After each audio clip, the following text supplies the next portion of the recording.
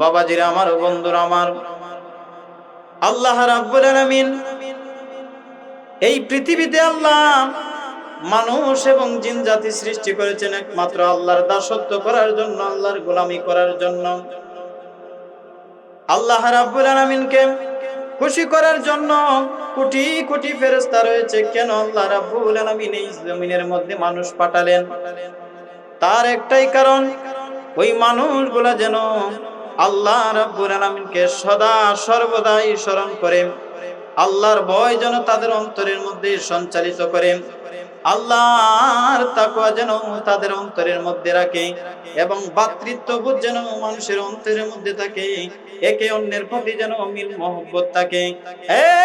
আমার বাবাজিরা গো, দেখা যায় সমাজের মধ্যে চলতে গেলে অনেক সময় দেখা যায় আমার কটু ব্যবহারের কারণে, আমার খারাপ ভাষার কারণে বাবা থেকে সন্তানের সম্পর্ক ছিন্ন হয়ে যায়, ভাই থেকে ভাইয়ের সম্পর্ক ছিন্ন হয়ে যায়, বোন থেকে ভাইয়ের সম্পর্ক ছিন্ন হয়ে যায়। ও আল্লাহর বান্দারা,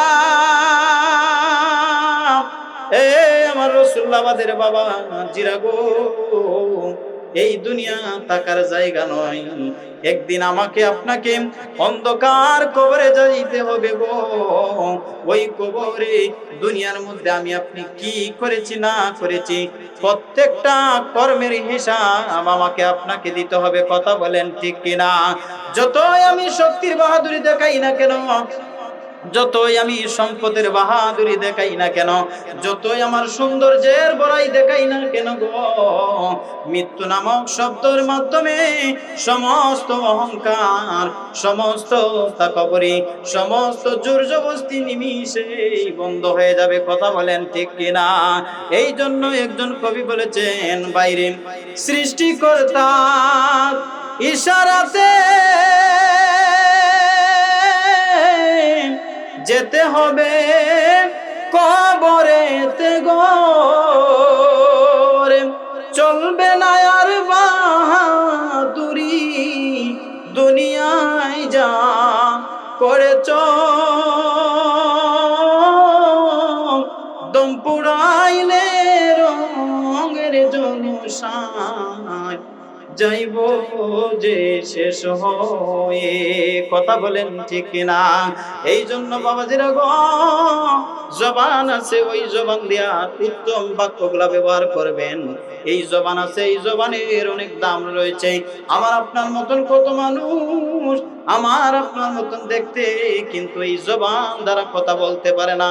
আমার আপনার মতন মানুষ দেখা যায় চোখ রয়েছে, এরপরে দেখা যায় চোখ দিয়া কোনো ভালো কোনো জিনিস দেখতে পায় না। একটা বার যদি ওই জবান যার নাই, যেই ব্যক্তিটা বুবা অবস্থায় জমিনের মধ্যে চলাফেরা করে, ওই ব্যক্তিটারে বলো যে ভাই তোমার যে জবান নাই, তুমি যদি একটাবার জবান পাইতা তাহলে তুমি কি করতা?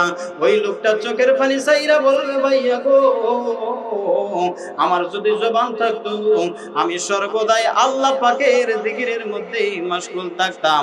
আমার যদি এই জবান থাকতো, ওই জবান দ্বারা আমি কখনো মিথ্যা বলতাম না, ওই জবান দ্বারা মানুষকে কখনো গালমন্দ করতাম না, ওই জবান দ্বারা আমি কখনো মানুষের নিন্দার মধ্যে লিপ্ত হইতাম না। কথা বলেন ঠিক কিনা? ও আমার বাবাজিরা গো, আজকে থেকে এই মাহফিল থেকে শিক্ষা নিয়ে যাবেন। আজকের পর থেকে কোনোদিন এই জবান দ্বারা কখনো মানুষকে কষ্ট দিয়েন না, এই জবান দ্বারা মানুষকে কখনো আঘাত কইরেন না। কেননা আল্লাহ রাব্বুল আলামিন পৃথিবীর সমস্ত অন্যায় ক্ষমা কইরা দিবেন, কিন্তু বান্দার হক আল্লাহ রাব্বুল আলামিন কোনোদিন ক্ষমা করবেন না। আমার বাবাজিরা, একখানা ঘটনার মধ্যে দেখতে পাইলাম, আল্লাহর হাবিব সাল্লাল্লাহু আলাইহি ওয়াসাল্লাম একদিন মসজিদে নববীর অদূরে দাঁড়ায় রইলেন। তার পাশে হযরতে আবু বকর সিদ্দিক রাদিয়াল্লাহু তাআলা আনহু দাঁড়ায় রইলেন। হযরতে আবু বকর যেই জায়গার মধ্যে দাঁড়ায় রইলেন, ওই জায়গার মধ্যে একজন ইহুদি যুবক হযরতে আবু বকর রাদিয়াল্লাহু তাআলা আনহুরে অকাট্য ভাষায় গালমন্দ করতেছে, অকাট্য ভাষায় গালমন্দ করতেছে। হযরতে আবু বকর নিশ্চুপ, হযরতে আবু বকর লক্ষ্য কইরা দেখলো আল্লাহর হাবিব সাল্লাল্লাহু সাল্লাল্লাহু আলাইহি ওয়াসাল্লাম মুস্কি মুস্কি হাসতেছেন। আপনারা বলুন, আমার মায়ার নবীর হাসির মধ্যে রহস্য আছে না নাই? আল্লাহর হাবিব সাল্লাল্লাহু আলাইহি ওয়াসাল্লাম মুস্কি মুস্কি হাসতেছেন। আবু বকর নিশ্চুপ হয়ে গেল। ওই ইহুদি যুবকটা লাগাতার গাল দিতেছে, গালমন্দ করতেছে, একটা গালির জবাব হযরতে আবু বকর দেয় না। কিছুক্ষণ পরে দেখা যায় আল্লাহর নবীর সাহাবী খলিফাতুল মুসলিমিন সাইয়েদনা হযরতে আবু বকর একটা গালির জবাব যেই মাত্র দিল, আল্লাহর হাবিব সাল্লাল্লাহু আলাইহি ওয়াসাল্লাম কিছুক্ষণ পূর্ব যেই মুখের মধ্যে মুস্কি মুস্কি হাসিছিল, দেখা যায় হযরতে আবু বকর একটা গালির জবাব দিতে মাত্রই আল্লাহর হাবিব সাল্লাল্লাহু আলাইহি ওয়াসাল্লামের পবিত্র চেহারা মুবারক মলিন হয়ে গেল। হযরতে আবু বকর ডাক দিয়া কই, নবী গো, ও মায়ার নবী গো, আমি আবু বকর কি কোনো বিয়াদবি করেছি? ইয়া রাসূলুল্লাহ, আমি কি আপনাকে কোনো কষ্ট দিয়েছি? হযরতে আবু বকর আনয় বিনয় করে বলতেছে, ইয়া রাসূলুল্লাহ, আমি কি আপনাকে কোনো প্রকার কষ্ট দিয়েছি? আপনার চেহারার মধ্যে কিছুক্ষণ আগে হাসি ছিল, এখন কোন আপনার চেহারা মলিন হয়ে গেল। ইয়া রাসূলুল্লাহ, আমি এমন কি করলাম? হযরতে আবু বকরের এই প্রশ্নের জবাবে আল্লাহর হাবিব ডাক দিয়া কই, আবু বকর রে, আবু বকর, কিছুক্ষণ আগে একটা ইহুদি যুবক তোমাকে অন্যায়ভাবে তোমাকে দীর্ঘক্ষণ গালমন্দ করলো, একটা গালির জবাব দেও নাই। আবু বকর, যেইগুলা গালির জবাব দেও নাই তার জন্য আমি মায়ার নবীজি মুস্কি মুস্কি হাসছি। আবু বকর রে, এই গালিগুলার মধ্যে আমি নবী যা দেখলাম তুমি আবু বকর তো জানো না। হযরতে আবু বকরের ডাক দেখো, ইয়া রাসূলুল্লাহ, ইয়া হাবিবাল্লাহ, দিনের নবী গো, আমাকে দীর্ঘক্ষণ সে গালমন্দ করলো, মাত্র আমি একটা গালির জবাব দিলাম, তার কারণে আপনার চেহারা মুবারক মলিন হয়ে গেল। ইয়া রাসূলুল্লাহ, কারণটা কি আমি জানতে চাই। হযরতে আবু বকরকে আল্লাহর হাবিব ডাক দিয়া কই, আবু বকর, ও আবু বকর, ওই ইহুদি যুবকটা তোমাকে যতক্ষণ গালমন্দ করেছে, তোমার পক্ষে আল্লাহ রাব্বুল আলামিন দুইজন ফেরেশতা পাঠিয়ে দিয়েছে। সুবহানাল্লাহ বলুন। আল্লাহর হাবিব সাল্লাল্লাহু আলাইহি ওয়াসাল্লাম বলতেছেন, আবু বকর, তোমাকে ওই ইহুদি যুবক যতক্ষণ গালমন্দ করেছে, আল্লাহ রাব্বুল আলামিন তোমার নিশ্চুপ হওয়ার কারণে আল্লাহ রাব্বুল আলামিন দুইজন রহমতের ফেরেশতা তোমার মাধ্যমে পাঠিয়ে তার প্রত্যেকটা গালির জবাব দিয়েছেন। সুবহানাল্লাহ বলুন। আর আজকে দেখা যায় আমাদের সমাজের মধ্যে যদি কেউ আমাকে গালমন্দ করে, দেখা যায় যদি সে একটা গালি দেয়, আমি আরো 5টা দেওয়ার চেষ্টা করি। কথা বলেন ঠিক কিনা? ধৈর্য নাই, সবর নাই, নীরবতা নাই। আল্লাহ রাসূল বলেছেন, যেই লোকটা নিশ্চুপ থাকে সে সবচেয়ে নিরাপদ। যেই লোকটা নীরব থাকে, তার জবান দ্বারা কোনো কিছু বলে না, তাহলে ওই লোকটা সবচেয়ে নিরাপদ। দেখবেন আমাদের সমাজের মধ্যে চলতে ফিরতে যদি কেউ আমাকে যদি একটা গালি দেয়, দেখা যায় আমি চেষ্টা করি আমি নিজে এটার জবাব দিয়ে এরপরে আমার পাড়া প্রতিবেশী বা আমার আত্মীয় স্বজন আইনা এই গালিটারে ইস্যু করে, এই গালিটাকে ধরে, দেখা যায় বিরাট আকারে ঝগড়ার একটা সৃষ্টি হয়ে যায়। কথা বলেন ঠিক কিনা? আমাদের মধ্যে ধৈর্য নাই। যদি আমি ধৈর্য থাকতাম, দেখতাম ওই লোকটা একদম আমাকে যতক্ষণই গালি দিত, একটা সময় সে নিজের মধ্যে চলে আসছে, আরে আমি তখন তারে গালমন্দ করলাম, তারে খাট্টা ভাষায় গালাজ করলাম, তাকে অপমান করলাম, একটা গালির জবাব দিছে না।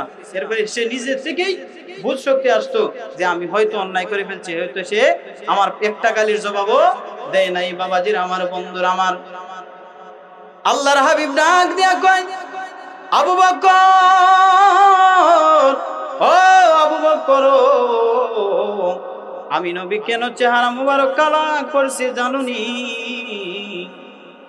তুমি যখন একটা গালির জবাব দিছো, আল্লাহ রাব্বুল আলামিন সাথে সাথে দুইটা রহমতের ফেরেশতা তোমার থেকে বিদায় কইরা নিয়ে গিয়েছে। আবু বকর রে, আমি কেন চেহারা মুবারক কালো করলাম? আল্লাহ রাব্বুল আলামিন দুইজন রহমতের ফেরেশতা তোমার পক্ষে যারা প্রত্যেকটা গালির জবাব দিয়েছিল, ওই দুইটা ফেরেশতা ওই জায়গা থেকে নিয়া ওই জায়গার মধ্যে আল্লাহ রাব্বুল আলামিন শয়তানকে পাঠিয়ে দিয়েছে। নাউজুবিল্লাহ বলুন। এই জন্য বাবাজিরা আমার, ঝগড়া করার আগে, একজন মানুষকে গালমন্দ করার আগে হাজারবার চিন্তা করবেন, হাজারবার চিন্তা করবেন। যাকে আপনি অকাট্য ভাষায় গালমন্দ করেছেন, যার প্রতি আপনি বিদ্রুপ করেছেন, ওই লোকটা নিশ্চুপ থাকলো, আর আপনি যে এক লাগাতার তাকে গালমন্দ করলেন, তাকে অন্যায়ভাবে আঘাত করলেন, এই আঘাতের জবাব একদিন আল্লাহর দরবারে দিতে হবে কিনা?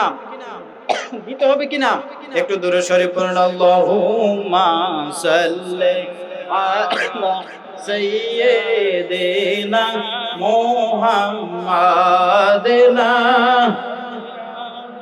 শাফিয়ানা মাওলানা মুহাম্মাদ আল্লাহ সাল্লি আলা সাইয়্যিদিনা দয়াল নবীর ভালোবাসায় জীবনের গোনা জোরে যায়, মায়ার নবীর ভালোবাসায় জীবনের গোনা জোরে যায়।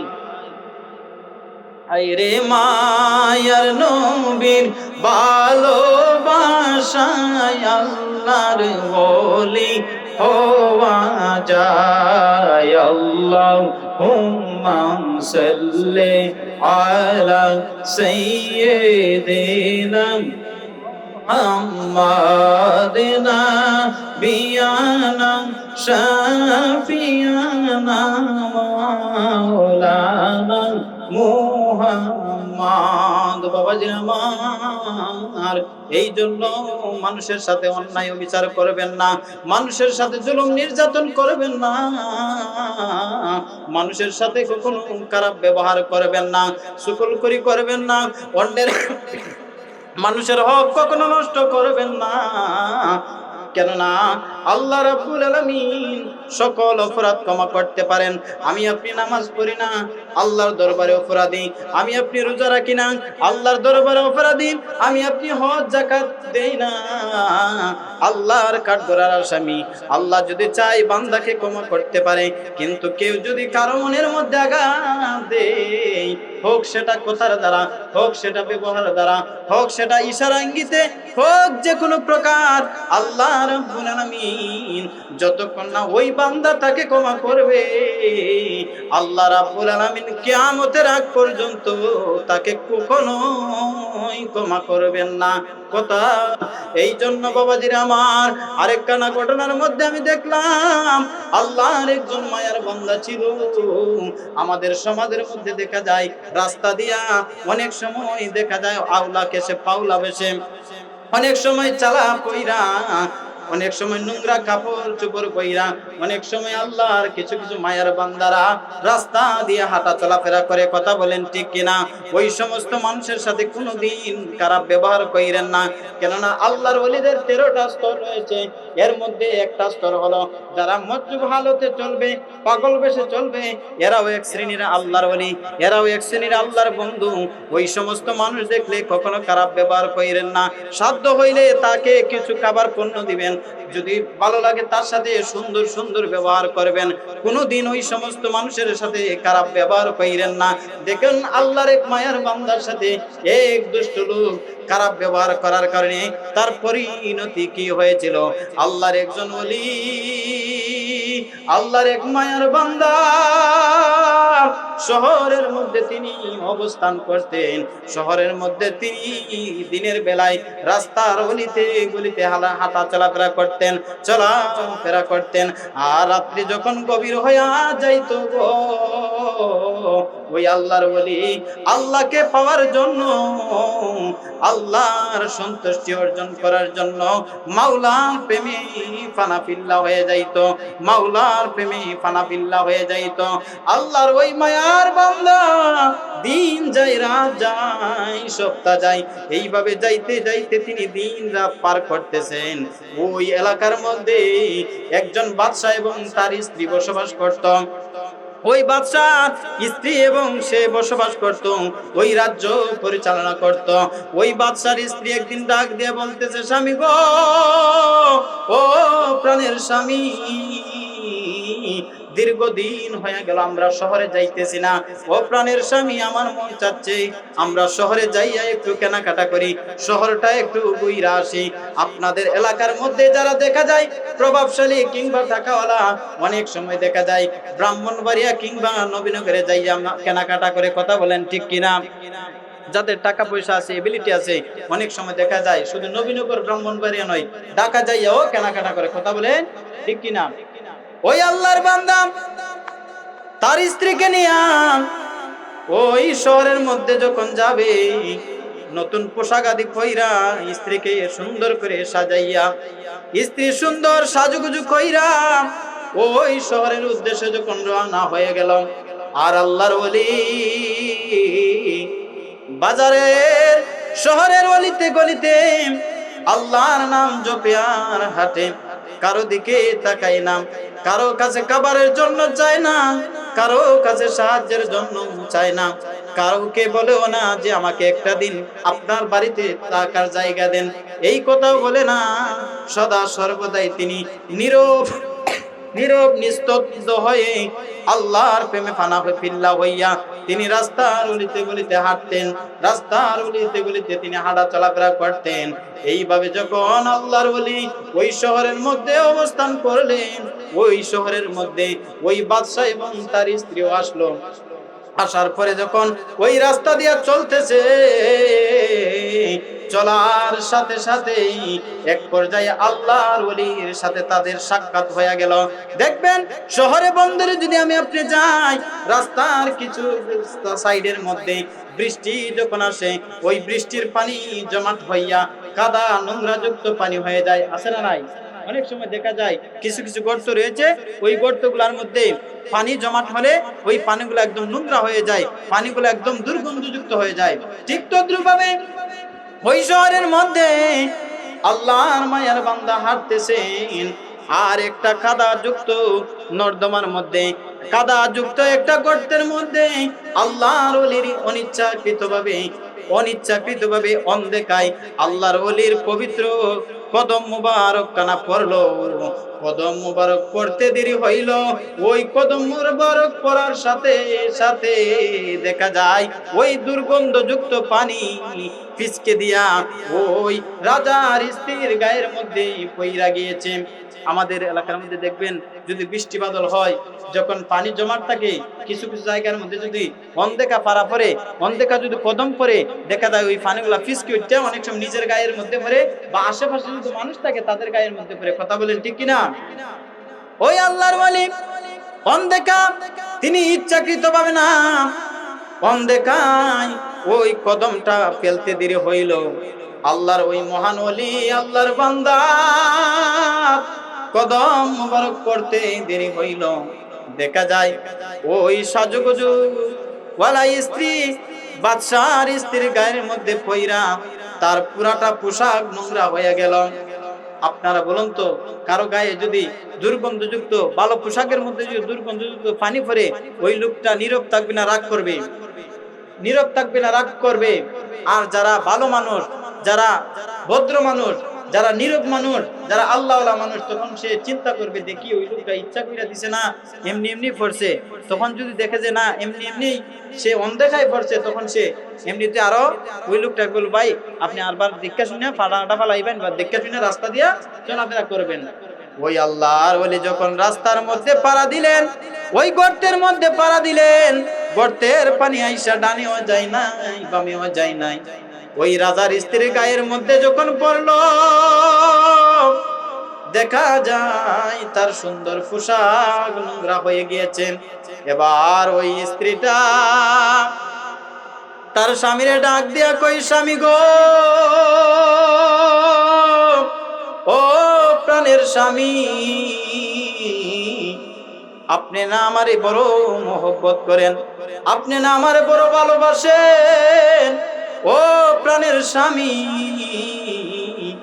আপনার সামনে একজন ফকির, একজন পাগল তার দুর্গন্ধযুক্ত পানি দিয়া আমার সুন্দর পোশাক নষ্ট করে ফেলছে, এখনো তুমি কি নীরব থাকবা? এ আল্লাহর বান্দারা, কখনো নারীর কথা শুই না মানুষকে মন্দ বইলেন না, কখনো স্ত্রীর কথা শুই না মায়ের মনে আঘাত দিয়েন না, কখনো স্ত্রীর কথা শুই না ভাইকে নেগেটিভ পাইবেন না, কখনো স্ত্রীর কথা শুই না বোনকে খারাপ মনে কইরেন না। কথা শোনার আগে আগে জাস্টিফাই করবেন, যাচাই করবেন যে আমার স্ত্রীটা আমার মায়ের সামনে কথা বলছে, দেখি আমার কথাটা কতটুকু সত্য, আমার স্ত্রীর কথাটা কতটুকু সত্য। কেননা অধিকাংশ জায়গার মধ্যে নারীদের কথা মিথ্যা হয়, কথা বলেন ঠিক কিনা? অধিকাংশ জায়গার মধ্যে যাচাই বাছাই করলে দেখা যায় ওই কথাটা একদম মিথ্যা। ওই কথাটা সে যেই জবান দিয়ে বলছে, যেই হারে বলছে, ওই কথাটা শেষ পর্যন্ত যাচাই বাছাই করলে দেখা যায় ওই কথাটা আর সততা মিলে না, দেখা যায় শেষ পর্যন্ত কথাটা একদম মিথ্যা।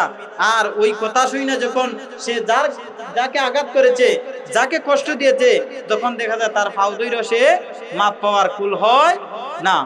এই জন্য বাবাজির আমার, বন্ধুরা আমার, যে কোনো মানুষ আপনাকে যে কোনো প্রকার কথা বলতে পারে, সে বলতে পারে, আপনাকে শোনার আগে অবশ্যই মানতে হবে, জানতে হবে ওই কথা সম্পর্কে, যেই কথাটা আপনার কানের মধ্যে বলছে ওই কথাটা কতটুকু সত্য, ওই কথাটা কতটুকু ভালো, ওই কথাটা আপনি আগে যাচাই করবেন, তারপরে ওই কথাটা আপনি মানবেন, ওই কথাটা গ্রহণ করবেন। আর এর আগে কখনো ওই কথা নিয়ে আপনি ওই লোকের বিরুদ্ধে যায়েন না, যার নামে সে মিথ্যা প্রকাণ্ডা ছড়াইলো, যার নামে সে কথা বললো, ওই লোককে আগে আঘাত করবেন না। আঘাত করার আগে শতবার দেখবেন ওই কথাটা কতটুকু সত্য বলছে, কথা বলেন ঠিক কিনা? আল্লাহর ওলি যখন ওই মহিলার গা নোংরা করে ফেললো, পোশাক গুলা নোংরা করে ফেললো, ওই স্বামীটাকে বলতেছে, স্বামী রে, আপনি না আমারে বেশি মহব্বত করেন, আপনি না আমারে বেশি ভালোবাসেন। ও স্বামী, তোমার সামনে একটা পাগল, একটা ফকির আমার সুন্দর পোশাকটা নোংরা করে ফেললো। ও স্বামী, এখনো কি তুমি নীরব থাকবা? ওই আল্লাহর মায়ার বান্দা, আল্লাহর মহান ওলি চোখ দিয়া তাকাইয়া দেখতেছে তার স্ত্রীটা তাকে ফুসলাইয়া ফাসলাইয়া কথা বলতেছে। তার স্ত্রীর কথা শুই না ওই নাফরমান আল্লাহর বান্দা, ওই নাফরমান আল্লাহর ওলিকে লক্ষ্য কইরা ডান গালের মধ্যে মঞ্জুরে একটা আঘাত করলো গো। আপনারা দেখবেন, যদি কাউকে কেউ আঘাত করে, অন্যায়ভাবে আঘাত করে, ওই লোকটা কান্না করে না হাসে, তার চেহারা কালো হয় না হাস্যোজ্জ্বল হয়, তার চেহারা কালো হয়ে যায়। এই মুহূর্তে যদি কেউ আমাকে একটা কটু ভাষায় গালি দেয়, সাথে সাথে আমার চেহারাটা কালো হয়ে যাবে, সাথে সাথে আমার চোখ বেয়ে বেয়ে পানি ঝরবে। আর যদি কেউ হাত দ্বারা আঘাত করে কিংবা লাঠি দ্বারা আঘাত করে, তার চাইতে আরো বেশি আমি কান্না করব। আমার আশেপাশের মানুষজন আমাকে জিজ্ঞাসা করবে, কেন ওনাকে মারা হইলো, কেন ওনাকে গালমন্দ করা হইলো। কিন্তু দেখা গেল আল্লাহর ওলি কানবেন দূরের কথা, বরঞ্চ মুস্কি মুস্কি হাসতেছেন। আশেপাশের লোকগুলা অবাক দৃষ্টিতে তাকাইয়া দেখতে লাগলো যে আল্লাহর ওই মায়ের বান্দারে অন্যায়ভাবে আঘাত করলো। অন্যায়ভাবে আঘাত করার পরেও আল্লাহর ওই মায়ের বান্দা কোনো প্রকার কান্না করে না। কান্না না কইরা বরঞ্চ তিনি মুস্কি মুস্কি হাসতেছেন। আপনারা বলুন তো, ওই হাসির মধ্যে কারণ আছে না নাই? আল্লাহর ওই মায়ের বান্দা কিছুক্ষণ মুস্কি মুস্কি হাসতে হাসতে আল্লাহর এই আকাশের দিকে তাকায়া তিনার দুইটা নয়ন বাসায়া আল্লাহ রাব্বুল আলামিনকে ইশারা করে বলতেছেন, আল্লাহ আল্লাহ গো, আমার গালটা হয়তো, আমার দেহটা হয়তো সহ্য করেছে, আল্লাহ তুমি মওলা কেমনে এতক্ষণ ধৈর্য ধরে থাকতে পারলা? আল্লাহ তুমি আমার এই জমিনের মধ্যে পাঠাইলাম, ঘরও দিলা না, বাড়িও দিলা না, সংসার জগৎ আমাকে কোনো কিছুই দিলা না। আল্লাহ আমার মতন মানুষদেরকে বাড়ি দিলা, ঘর দিলা, সংসার দিলা, অর্থ করি সম্পদ দিলা, আল্লাহ আমার তো কোনো কিছুই দিলা না। আল্লাহ এরপরেও তোমার তাকওয়া আমার অন্তরের মধ্যে রয়েছে। আল্লাহ একটা মুহূর্তের জন্য তোমার শরণ থেকে আমি উদাসীন হই না। আল্লাহ গো, তুমি তো দেখেছো আমি কোন রাস্তা দিয়ে হাঁটতেছিলাম। আল্লাহ আমি না হই ধৈর্য ধরতে পারলাম, আমি না হই সহ্য করতে পারলাম। আল্লাহ গো, তুমি কেমনে আমার এই আঘাতটা সহ্য করতে পারলা? এ আমার বাবাজিরা গো, ও মুরব্বী বাবারা, আমার সম্মানিত মা বোনেরা, তিনটা জিনিস সব সময় মনে রাখবেন। এই তিনটা কাজ থেকে সব সময় আপনার জীবনটাকে হেফাজত রাখবেন, আপনার কর্মটাকে হেফাজত করার চেষ্টা করবেন। কোন তিনটা জিনিস? আল্লাহ রাসূল বলেছেন এই তিনটা জিনিস যদি মানুষ তার জীবন থেকে বাঁচায় রাখতে পারে, আল্লাহ রাব্বুল আলামিন তাকে অবশ্যই তার প্রতি রহম দান করবেন, আল্লাহ রাব্বুল আলামিন তাকে নিয়ামত দান করবেন, আল্লাহ রাব্বুল আলামিন তাকে জান্নাত দিবেন যদি সে মুমিন হয়, যদি সে মুত্তাকি হয়। আল্লাহর হাবিব বলতেছেন তিনটা জিনিসের মধ্যে অন্যতম হইল মা বাবার মনে যদি কোনো সন্তান আঘাত করে, আর ওই মা বাবা যদি আল্লাহর দরবারে ফরিয়াদ করে, ওই দোয়াটা আল্লাহ রাব্বুল আলামিন সাথে সাথে কবুল করে ফেলেন। ওই দোয়ার মধ্যে কোনো পর্দা থাকে না। এই জন্য নবী নগরের রাসূলুল্লাহদের বাবাজিরা গো, যার ঘরে মা আছে ওই ঘরের মধ্যে জান্নাত রয়েছে। মাহফিলের সৌন্দর্য হলো শ্রোতা, সমাজের সৌন্দর্য হলো বাড়িঘর, আর খেলাধুলার মাঠের সৌন্দর্য হইল দর্শক, আর প্রত্যেকটা ঘরের সৌন্দর্য হইল তার মা বাবা। কোনদিন মা বাবার সাথে চোখ রাঙ্গাইয়া কথা বইলেন না, মা বাবার সাথে কখনো রাগ কইরা কথা বইলেন না, মার দিলের মধ্যে আঘাত আয় এমন শব্দ কোনোদিন চয়ন করবেন না, এমন শব্দ কোনোদিন উচ্চারণ করবেন না। বাবার মনে কষ্ট লাগে এমন শব্দ কোনোদিন বলবেন না। কেননা একদিন যদি মা বাবা হারায়া যায়, আর কোনোদিন ওই মা বাবা ফিরে আসবে না। মা এমন একটি মধুর বাণী, ওই মা যার হারিয়েছে সে জানে তার কতটা কষ্ট। কথা বলেন ঠিক কিনা? এই জন্য বাবারে পায়ে হাত ধরে বলবো, কোনদিন মা বাবার মনের মধ্যে আঘাত দিয়ে না। আর যারা মা বাবার দিলে আঘাত দেয়, ওই আঘাত পাইয়া যদি কোনো মা বাবা আল্লাহর দরবারে ফরিয়াদ করে, আল্লাহ রাব্বুল আলামিন মুহূর্তেই কবুল করে ফেলে। 2 নাম্বার হলো যারা আল্লাহ রাব্বুল আলামিনের মুসাফির হয়ে আমার আপনার এলাকার মধ্যে কোনো ব্যক্তি যদি মুসাফির হয়ে আপনার আমার এলাকার মধ্যে আসে, ওই মুসাফির ব্যক্তি যদি আল্লাহর দরবারে দোয়া করে, আল্লাহ রাব্বুল আলামিন ওই দোয়াটাও সাথে সাথে কবুল করে ফেলে। আর 3 নাম্বার হইল মজলুম, যাদের উপরে মানুষ অন্যায়ভাবে নির্যাতন করে, একজন নির্দোষ নিরপরাধ মানুষের উপরে যদি কেউ জুলুম করে, নির্যাতন করে, যদি তার উপরে জুলুম চালায়, তাকে নির্যাতন করে, এতিম অসহায়ের সম্পদ যদি কেউ গ্রাস করে ফেলে, আর ওই লোকটা যদি নির্যাতিত হয়ে ওই জুলুমকারী ব্যক্তি যদি ওই ব্যক্তিটা যদি আল্লাহর দরবারে শুধু আহ শব্দটা উচ্চারণ করে, হাত তুলতে হবে না, শুধু বলে যদি আহ, সে যে আঘাত পাইছে ওই কথাটাও যদি বলে, আল্লাহর আরশটা তর তর করে কাঁপতে থাকে। আল্লাহু আকবার বলেন। এই জন্য বাবাজিরা আমার, কোনো দিন মানুষকে কথায় কিংবা ব্যবহারে চালচলনে কোনোদিন মানুষের মনের মধ্যে আঘাত দিবেন না, মানুষ কষ্ট পায় এমন চলাচল কোনোদিন করবেন না। এই জন্য বাবাজিরা আমার, মানুষের সাথে কোনোদিন অন্যায় করবেন না। যেই কথাটা বলতে চেয়েছিলাম,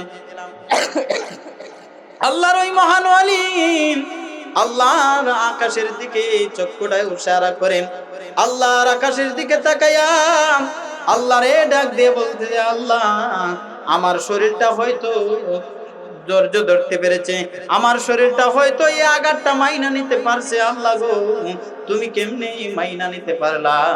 আল্লাহ রাব্বুল আলামিন ডাক দিয়া কই, আজরাইল,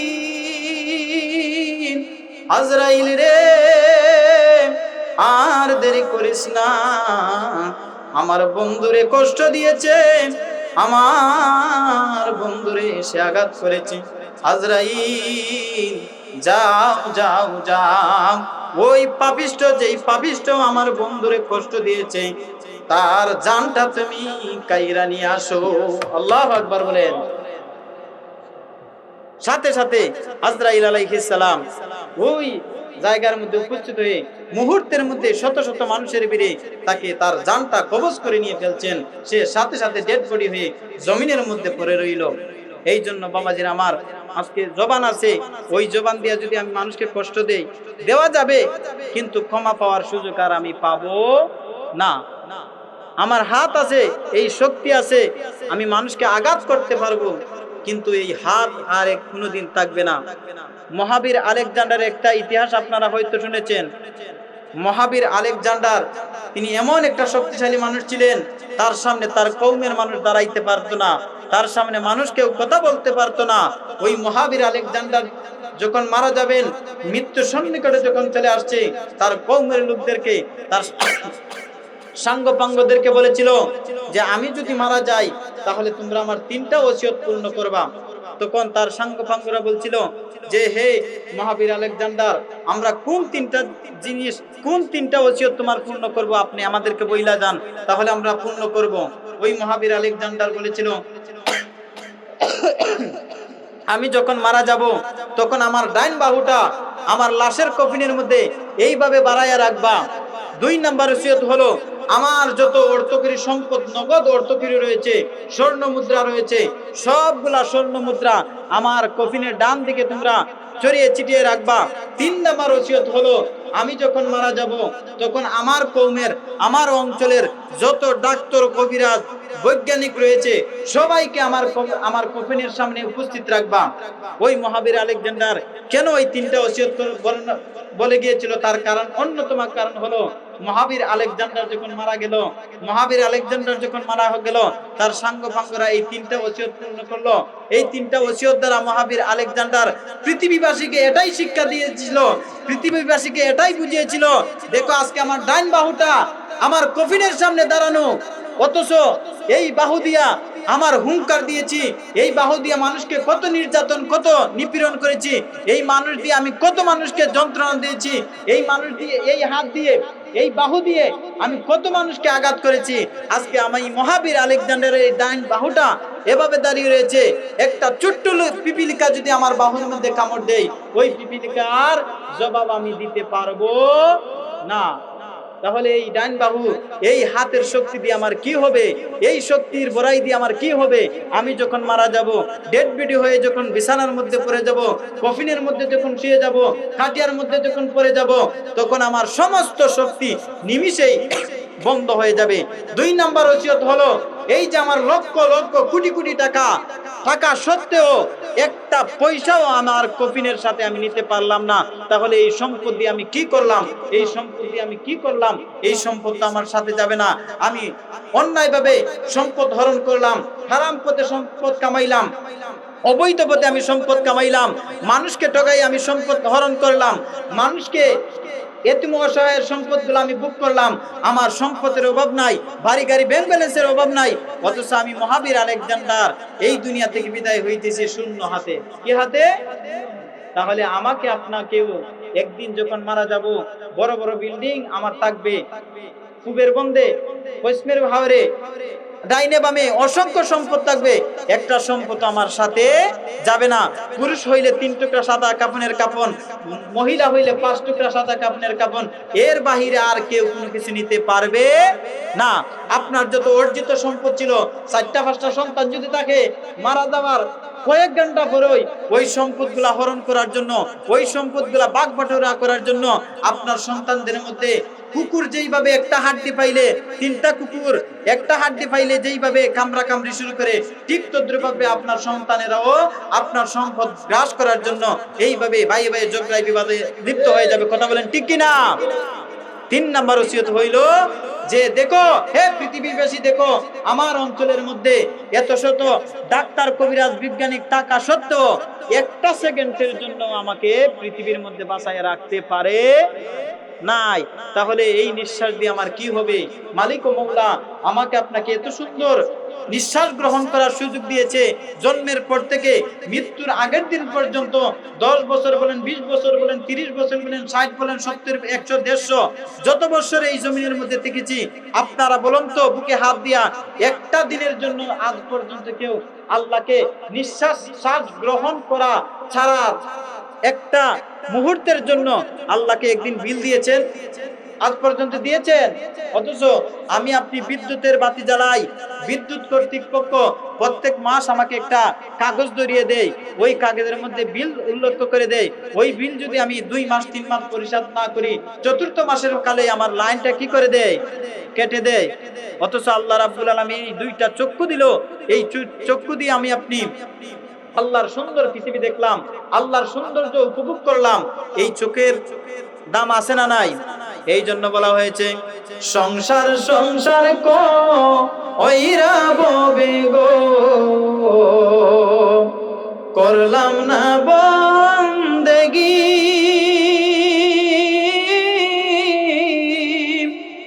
কিভাবে কাটা আইব বলো গো, কবরের জিন্দেগি রে, ওরে জীবন গুনাই গুনাই গেল রে, ওরে জীবন গুনাই গুনাই গেল রে, ধন সম্পদের মা আয় আয় পইরা গো, ডাকলাম না মওলা রে,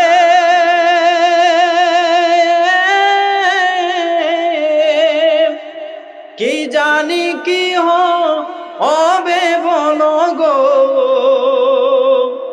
অন্ধকার কবরে রে, ওরে জীবন গুনাই গুনাই গেল রে, ওরে জীবন গুনাই গুনাই গেল রে, বাড়ির পাশে কবর গরব, বাঁধবি বাসর গো,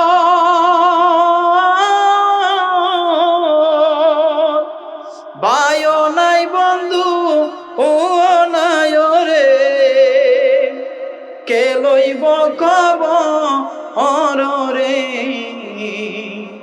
ওরে জীবন গুনাই গুনাই গেল রে, ওরে জীবন গুনাই গুনাই গেল রে। আমার নবীনগরের বাবাজিরা গো, আপনার চোখের পাশে যদি ময়লা জমি দেখা যায়, পাশে থাকা বন্ধুটাও চোখ ফিরিয়ে নেই, আপনার এই সাইড দিয়ে যদি ময়লা পড়ে দেখা যায় বন্ধু চোখ ফিরিয়ে নেই, আপনার কাছ থেকে বিদায় নেই, আপনার নাক দিয়ে যদি ময়লা পড়ে দেখা যায় বন্ধু আপনার থেকে বিদায় নিয়ে যায়। এ আমার বাবাজিরা গো, সুন্দর বাড়ি থাকতে পারে, সুন্দর ঘর থাকতে পারে, সব কিছু আপনার সুন্দর হইতে পারে, দুনিয়ার মধ্যে আপনি টাকা দিয়া সব কিছু সৌন্দর্য করতে পারেন, কিন্তু মালাকুল মাউত আজরাইল যখন হাজির হয়ে যাবে তখন আপনাকে অন্ধকার কবরে যখন শোয়া দিয়ে আসবে, টাকার বদৌলতে টাকা দিয়া হয়তো কবরের উপরে ফুল দেওয়া যাবে, কিন্তু অন্ধকার কবরের মধ্যে কি হবে না হবে পৃথিবীর কেউ জানবে না। কথা বলেন ঠিক কিনা? এই জন্য আল্লাহর মায়ার বান্দারা আপনার অন্তর থেকে কোনোদিন আল্লাহর ভয় সরাইবেন না। আজকে দুনিয়ার মধ্যে এত অপকর্ম, এত অন্যায়, এত জুলুম, এত নির্যাতন, একটাই কারণ, মানুষের অন্তর থেকে আল্লাহর তাকওয়া দূর হয়ে গিয়েছে, আল্লাহর ভয় অন্তর থেকে দূর হয়ে গিয়েছে। মৃত্যুর কথা মানুষ স্মরণ করে না। মৃত্যুর কথা যদি একটাবার স্মরণ করত, কোনোদিন মানুষের মনের মধ্যে মানুষ আঘাত দিতে পারতো না, আল্লাহর নাফরমানির মধ্যে লিপ্ত হইতে পারতো না, আল্লাহর নাফরমানি সে করতে পারতো না, নামাজ ছাড়তে পারতো না, রোজা ছাড়তে পারতো না, কখনো যাকাত দেওয়া বন্ধ করতো না। কথা বলেন ঠিক কিনা? এই জন্য পায়ে হাত দিয়া বইলা যাব, ও আল্লাহর বান্দারা, মৃত্যুর কোনো গ্যারান্টি নাই, মৃত্যুর কোনো সময় নাই। যে কোনো সময়, যে কোনো মুহূর্তে আমার আপনার মৃত্যু হয়ে যাইতে পারে। পায়ে হাত ধইরা বলবো, কখনো মানুষের মনে আঘাত দিয়েন না, মানুষের কষ্ট হয় এমন কাজে কইরেন না। সদা সর্বদাই কিভাবে আল্লাহকে সন্তুষ্ট করবেন, কিভাবে আল্লাহকে পাইবেন, কিভাবে আল্লাহকে খুশি করবেন, নবী পাকের মহব্বত কিভাবে অর্জন করবেন, সেই চিন্তায় দিন কাটান। কেননা অন্ধকার কবরে কেউ আপন হবে না, আপন যিনি হবেন তিনি হবেন রাহমাতাল লিল আলামিন। কথা বলেন ঠিক কিনা? নবী নবী করে আর কত কাল আমি কাঁদবো, আপন নয়নে কবে জানি নূর নবীকে আমি দেখব। নবী নবী করে আর কত কাল আমি কাঁদবো। বন্ধুরে, মায়ার নবী একটা দিন যদি দিদার পেয়ে যাই, তাহলে আমার আপনার মতন সৌভাগ্য মানুষ আর কেউ হইতে পারে না। যখন বিছানার মধ্যে শুয়ে যাইবেন, আমি আপনাদেরকে বইলা যাই, ওযু সহকারে পবিত্র অবস্থায় বিছানার মধ্যে শয়ন করবেন, ডান কাত হয়ে আপনি বিছানার মধ্যে যাইবেন, এবং বিছানার মধ্যে যখন যাইবেন সূরাতুল ফাতিহা শরীফ এবং ইখলাস শরীফ, সূরা কুল হুয়াল্লাহ সহ পাঠ করিয়া আল্লাহর হাবিবের উপর দুরূদ শরীফ পড়বেন। দেখবেন এই আমলটা যদি আপনার অন্তরের মধ্যে জারি থাকে, আপনি একদিন আল্লাহর নবীর দিদার পেয়ে যাবেন। আর যারা আল্লাহর নবীর দিদার পায়, তাদের জন্য জাহান্নাম হারাম হয়ে যায়, তাদের জন্য জান্নাত ওয়াজিব হয়ে যায়। এ আমার বন্ধু, আমরা নবী উম্মত হইয়া নবীকে ভালোবাসতে পারি না, আমরা নবীর উম্মত হইয়া নবীর দুরূদ শরীফ পড়তে পারি না, আমরা নবীর উম্মত হইয়া নবীর সম্মান গাইতে পারি না। আল্লাহর নবীকে শুধু মানুষ ভালোবেসেছে এটা নয়, পাহাড়